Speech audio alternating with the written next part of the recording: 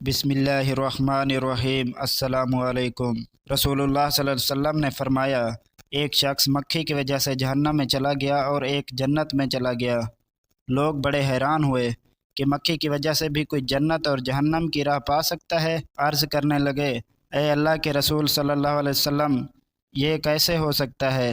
پیارے نبی صلی اللہ علیہ وسلم نے فرمایا، دو شخص سفر میں جا رہے تھے اور چلتے چلتے وہ ایک ایسی جگہ پہنچے جہاں ایک بت پرست قوم رہتی تھی، اور وہ بت پرست قوم تب تک کسی مسافر کو آگے نہیں جانے دیتی جب تک کہ وہ ان کے بتوں پر کوئی چڑھاوا نہ چڑھا دیتے۔ جب یہ دونوں مسافر پہنچے تو ان دونوں کو روک لیا گیا۔ اس قوم کے لوگوں نے ان سے کہا، تم بھی ہمارے بت پر کوئی چڑھاوا چڑھا دو۔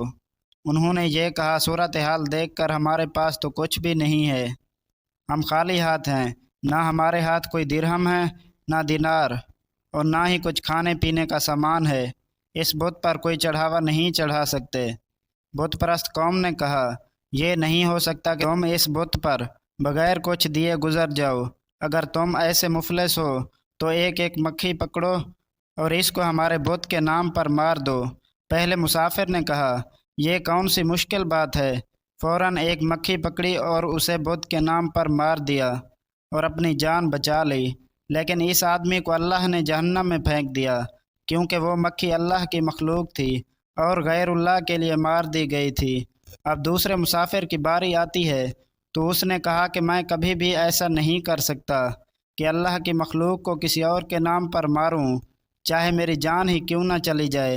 اس مسافر کو ان لوگوں نے مار ڈالا اور اسے جنت مل گئی، صرف اس بنا پر کہ اس نے جان دینا گوارا کر لیا، لیکن اللہ کے علاوہ کسی اور کے نام پر کوئی چڑھاوا نہیں چڑھایا۔